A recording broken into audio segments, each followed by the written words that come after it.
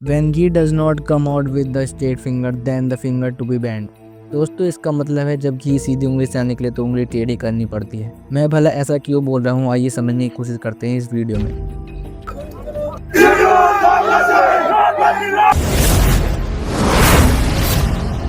नमस्कार दोस्तों, अभी हमने कुछ दिनों पहले नेपाल में जैन जी का प्रोटेस्ट देखा था। अगर आपको नहीं पता तो आप मेरी वो वाली वीडियो डिस्क्रिप्शन के लिंक पर क्लिक करके देख सकते हैं। अब दोस्तों लद्दाख में भी ऐसी सिचुएशन बन गई है। दोस्तों ऐसा क्यों हुआ, आइए थोड़ा पास्ट में चलते हैं।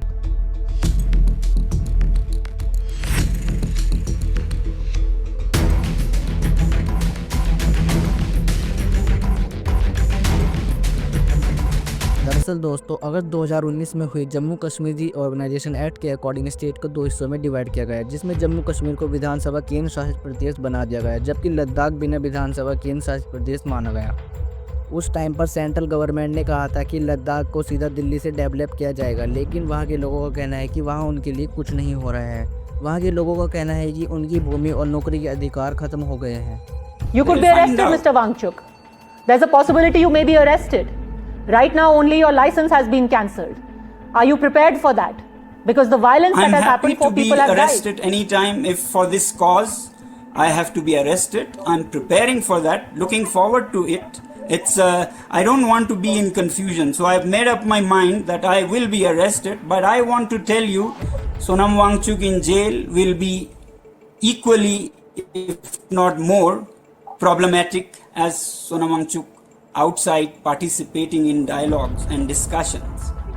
पिछले दिनों से वहाँ पीसफुल प्रोटेस्ट हो रहे थे। एनवायरमेंटल एक्टिविस्ट सोनम वांगचुक, जो इस प्रोटेस्ट को पीसफुली लीड कर रही थी, वो 11 सितंबर से हंगर स्ट्राइक पर बैठी थी।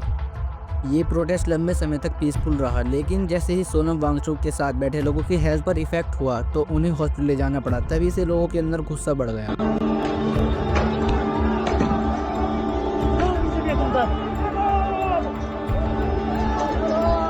ये प्रोटेस्ट इस लेवल तक चला गया कि प्रोटेस्टरों ने बीजेपी ऑफिस और पुलिस की गाड़ियों में आग लगा दी और प्रोटेस्टरों ने जम के नारेबाजी और पत्थरबाजी करी।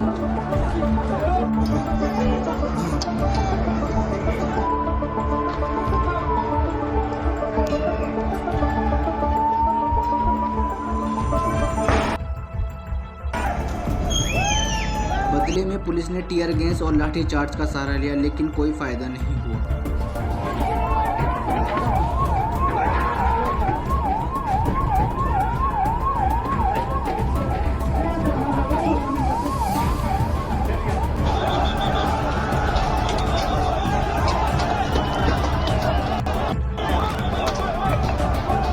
दोस्तों यही रीजन है इस प्रोटेस्ट के पीछे का, जो वहाँ की जनता 25 सितंबर को वायलेंट करने पर मजबूर हो गई। वहाँ की कुछ लोगों का कहना है कि सरकार सिर्फ मीटिंग करती है लेकिन कोई एक्शन नहीं लेती। आखिरी मीटिंग मई 2024 में हुई थी और अगली मीटिंग 6 अक्टूबर को है। लोगों का कहना है कि उन्हें लंबे समय तक इंतजार करना पड़ता है।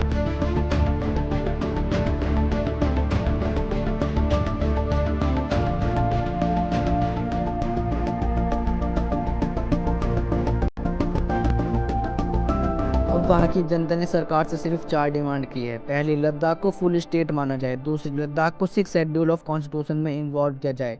तीसरी, लद्दाख के लोगों को जॉब और जमीनी अधिकार मिले। चौथे, लेह और कारगिल डिस्ट्रिक्ट में अलग अलग लोकसभा सीट हों। मैं यहाँ सरकार से यही कहना चाहूँगा कि भारत की जनता को इतना मत सताइए कि जनता को मजबूरन सरकार के खिलाफ कदम उठाना पड़े। ये भारत का संविधान सभी को समानता और अपनी बात रखने का अधिकार देता है, और हम प्रकृति से प्रार्थना करते हैं कि सरकार को जल्द से जल्द कदम उठाने के लिए प्रोत्साहित करे और प्रोटेस्ट शांत कराए। धन्यवाद। जय हिंद, जय भारत।